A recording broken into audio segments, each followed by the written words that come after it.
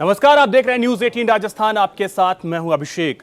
महाराष्ट्र शहर में आज सबसे पहले बात करेंगे न्यूज 18 के मुहिम सिसक्ता स्कूल के बड़े इंपैक्ट की। जिस तरीके से असर हुआ है, हमने खबर दिखाई कि किस तरीके के हालात है प्रदेश के स्कूलों के।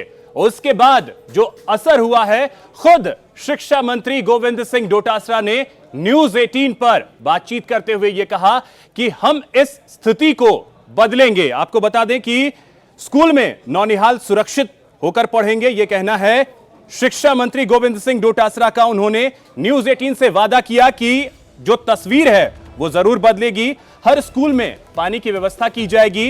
इसके अलावा आपको बता दें कि न्यूज 18 पिछले कई दिनों से प्रदेश के बदहाल स्कूलों को लेकर अभियान चला रहा था, जिसमें हमने प्रदेश के जर्जर और बदहाल स्कूलों की तस्वीरें आपको दिखाई थी। आज उसी का नतीजा देखने को मिला। शिक्षा मंत्री गोविंद सिंह डोटासरा ने पूरे मामले को गंभीरता से लेते हुए न्यूज 18 पर आश्वासन दिया कि प्रदेश के स्कूलों की स्थिति को सुधारा जाएगा। जहां शौचालय की व्यवस्था नहीं है वहां शौचालय की व्यवस्था होगी, पीने के पानी की व्यवस्था नहीं है वहां पीने के पानी की व्यवस्था की जाएगी, जहां शिक्षकों की कमी है वहां भी शिक्षक जो हैं और भी बहाल किए जाएंगे। इसके अलावा जहां भवन नहीं है वहां भवन का निर्माण किया जाएगा।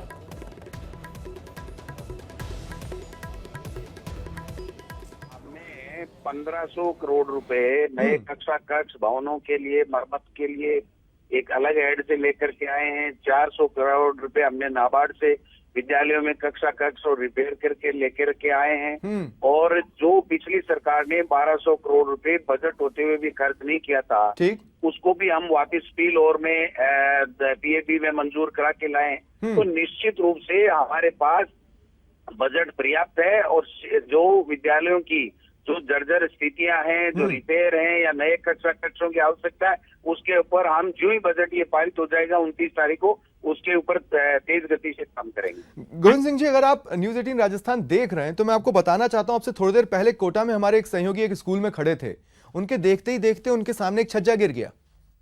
जी जी, वो तो बच्चों की छुट्टियां हैं सर, बारिश में नहीं तो वो तो जान खतरों में खेल रहे हैं, वो खतरों के खिलाड़ी बने हुए हैं। निश्चित रूप से दुर्भाग्यपूर्ण स्थिति है। अगर कोई दुर्घटना घटती है, नहीं घटनी चाहिए।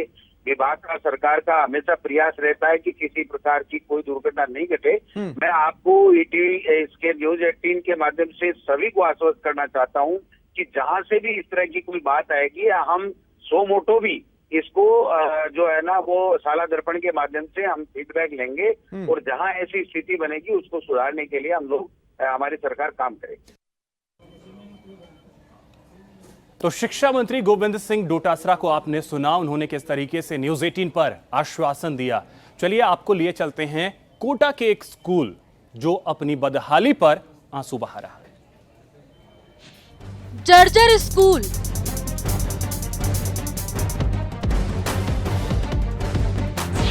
खस्ता दीवारें, डर के साए में बच्चे, शिक्षकों का हाल बेहाल, बच्चों का बुरा हाल। कौन है जिम्मेदार? खंडर स्कूल, लापरवाह प्रशासन। बिल्डिंग की समस्या कहाँ से सॉल्व हो रही? नई बिल्डिंग आए तो बच्चों को भी बैठने के, अभी ये सारे देखो 6ठी 7वीं और 9वीं क्लास बैठी हुई है, एक साथ बैठा रखी है तो अलग अलग, लेकिन सफिशिएंट जगह नहीं है ना। तो सुना आपने, स्कूल है लेकिन खंडर है, पढ़ाई हो रही है वो भी डर के साए में। यानी कुल मिलाकर कोटा का नाता स्कूल अपनी बदहाली के आंसू रो रहा है। अब एक एक करके बद से बदतर होते इस पाठशाला की तस्वीर दिखाते हैं, ताकि आप समझ जाएं कि कैसे सरकार बड़े बड़े दावे तो कर लेती है, लेकिन धरातल पर उन दावों की पोल खुल ही जाती है। उबड़ खाबड़ रास्ता, स्कूल के एंट्री गेट पर ही पानी भरा पड़ा है, जमीन भी उबड़ खाबड़ है, यानी चले तो पता नहीं कब गिर जाएं। जर्जर छत, स्कूल की छत ऐसी कि मानो कब ऊपर गिर जाए और बड़ा हादसा हो जाए नहीं जान सकते। व्यवस्था के इंतजाम शून्य, एक छोटे से हॉल में खचाखच बच्चे भरे पड़े हैं और इंतजाम के नाम पर है तो सिर्फ खाना पूर्ति। लंच होता है तो एक अध्यापिका की ड्यूटी वहाँ लगती है और लंच होते ही वो वहाँ करके बैठ जाते हैं, तो उसकी ध्यान रखते हैं। सर शिक्षा अधिकारी को अवगत है और इसकी जनहित याचिका भी लगी हुई है, तो उसमें भी करीब करीब सबको पता है इस मैटर को। तेज वर्षा आती है ना, उससे गिरा है ये चूना। और एक बार तो यहाँ मैडम बैठी हुई थी और 5वीं बोर्ड का सेंटर भी यही है, तो उस वक्त भी ये गिर गया था, बच्चों के ऊपर गिरता गिरता है बच्चा। पंखे खराब कर जाते हैं बंदर वायरिंग पे कूद के। तो सुना कैसे हादसे को दावत देने का काम कर रहा है कोचिंग नगरी का ये स्कूल। सत्येंद्र शर्मा का कहना है कि एक टीचर के ऊपर छत गिरने ही वाली थी, गनीमत रही कि वो बच गई। इतने खस्ता हाल, लेकिन प्रशासन चुप है, प्रशासन मौन है, प्रशासन लापरवाह है, प्रशासन बेफिक्र है। ऐसे में कौन जिम्मेदारी लेगा इन बच्चों की सुरक्षा की? आपको बता दें कि नाता के इस स्कूल में 400 बच्चे पढ़ते हैं। स्कूल की इमारत 17वीं शताब्दी की है। इमारत की 2 मंजिल पूरी तरह जर्जर है। रेलिंग कभी भी भरभरा कर गिर सकती है। एक ही हॉल में कई क्लासेस चल रही हैं। दीवारें भी कच्ची हो गई है। पिछले साल यहाँ पे एक पंखा गिर गया था किसी लड़की के ऊपर, लगी तो नहीं ज़्यादा, कम लगी है। और यहाँ पे बारिश के समय पे यहाँ पे अंधेरा हो जाता है, लाइटें भी नहीं लग रही यहाँ पे।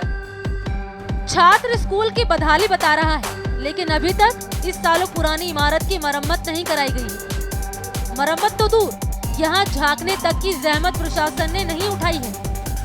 खतरनाक घटनाएं यहाँ पर हो चुकी है, बावजूद इसके यहीं पर स्कूल संचालित किया जा रहा है और यहीं पर बच्चे रोज़ जान जोखिम में डालकर अपनी पढ़ाई कर रहे हैं, अपना भविष्य संवारने आ रहे हैं। लेकिन शिक्षा नगरी कोटा से जो ये तस्वीर निकल कर आ रही है, ये अपना आप में सोचनीय है, अपना आप में जो गंभीर मामला है। इस पर सरकार को, जिला शिक्षा अधिकारी को भी एक्शन लेना चाहिए। इसके साथ साथ जो है सरकार को भी सख्त कदम उठाकर इस जर्जर हालत में पड़ रहे बच्चों के लिए व्यवस्थाएँ माकूल करनी चाहिए। कैमरा पर्सन मुकेश आकेवाल के साथ शाकिर अली, न्यूज़ 18 कोटा। तो देखा आपने कि क्या स्थिति है कोटा के इस स्कूल की। अब चलिए लिए चलते हैं आपको उदयपुर के एक स्कूल में, जहां पर छात्रों की संख्या काफी ज्यादा है, लेकिन भवन कम है, क्लासरूम कम है। ऐसे में छात्र वहां किस तरीके से शिक्षा हासिल करते होंगे, इस बात को आप खुद देखिए इस रिपोर्ट के। सरकार शिक्षा सुधार को लेकर लाख दावे करे, लेकिन स्याह सच कुछ और ही है। ये तस्वीरें इसकी तस्दीक भी कर रही है। क्लासरूम मयस्सर नहीं तो खुले में आसमान के नीचे तालीम। स्कूल में ना तो बैठने की जगह है, ना बच्चों के लिए कोई खास सहूलियत। ऐसे में अगर बारिश हो जाए तो पढ़ाई का पैकअप और बस्ता उठाओ, घर चले जाओ। ये स्कूल उदयपुर के पाल निम्बोदा का है, जिसका नाम राजकीय आदर्श उच्च माध्यमिक विद्यालय है। यहाँ आदिवासी क्षेत्रों के बच्चों को शिक्षा दी जाती है। कहने को तो आदिवासी इलाके में कई आदर्श विद्यालय मौजूद हैं, लेकिन आदर्श के नाम पर कैसे मजाक है, विद्यालय का सूरत-ए-हाल बखूबी बयां कर रहा है। स्कूल में बच्चे तो पढ़ने आते हैं, लेकिन यहाँ क्लासरूम की कमी है। हालात ये हैं कि 4 क्लासें तो खुले में आसमान के नीचे होती हैं। कभी बरगद के पेड़ के नीचे बच्चों को तालीम दी जाती है, तो कभी बच्चों को स्कूल के बरामदे में पढ़ाया जाता है। इतना ही नहीं, बारिश में क्लास की छत भी टपकती है। स्कूल में जिस तरह से बच्चे बरामदे में बैठते हैं, खुले में बैठ रहे हैं, इसका मेन कारण क्या है? मेन कारण भवन नहीं है ना, भवन पूरे कमरे हैं नहीं। 12 क्लासें हैं, पहली से 12वीं तक क्लासें हैं, बच्चे हैं कम से कम 500 बच्चे हैं और 500 बच्चों को बैठाए कैसे? बदहाली की दास्तां यही नहीं खत्म होती है। यहाँ बच्चों का ध्यान पढ़ाई से ज्यादा कभी तेज धूप से तपिश पर होता है, तो कभी बच्चों का ध्यान बारिश के कहर से बचने पर होता है।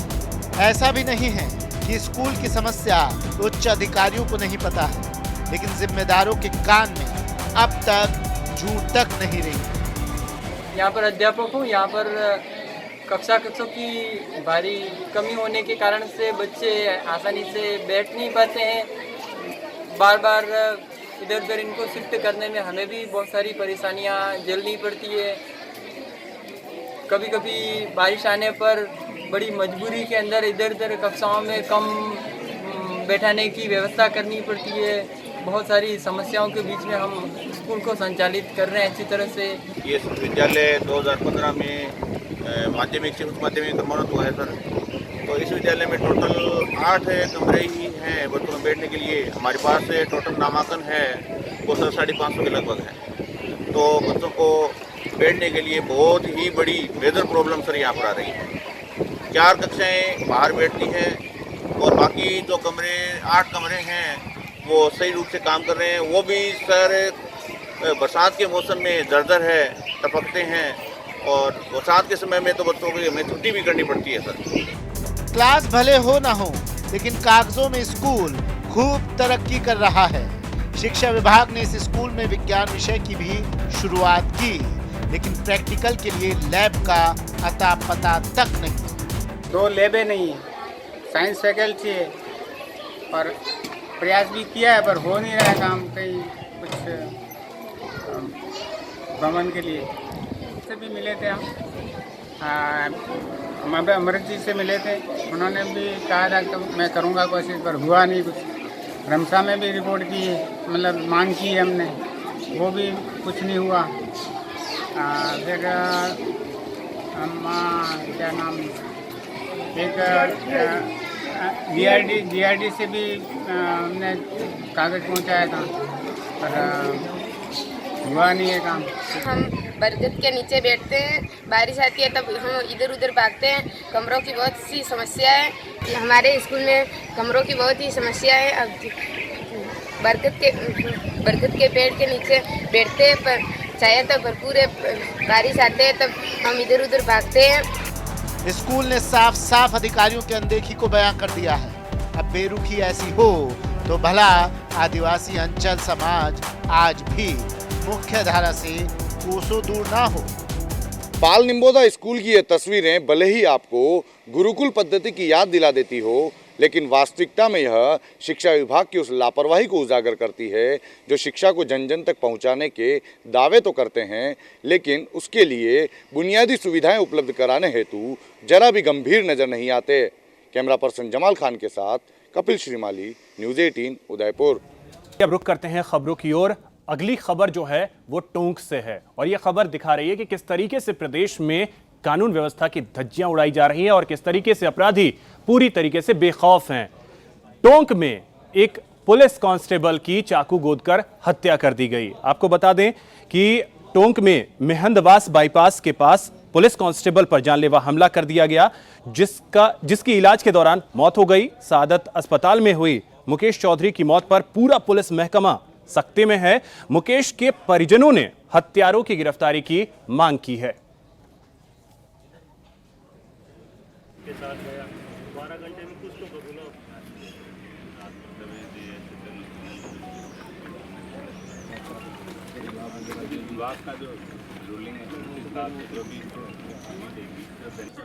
तो फिलहाल इस बुलेटिन में इतना ही, लेकिन जाते जाते आपको बताते हैं कि आज शाम 7 बजे म्हारो राजस्थान में क्या कुछ खास है। नमस्कार।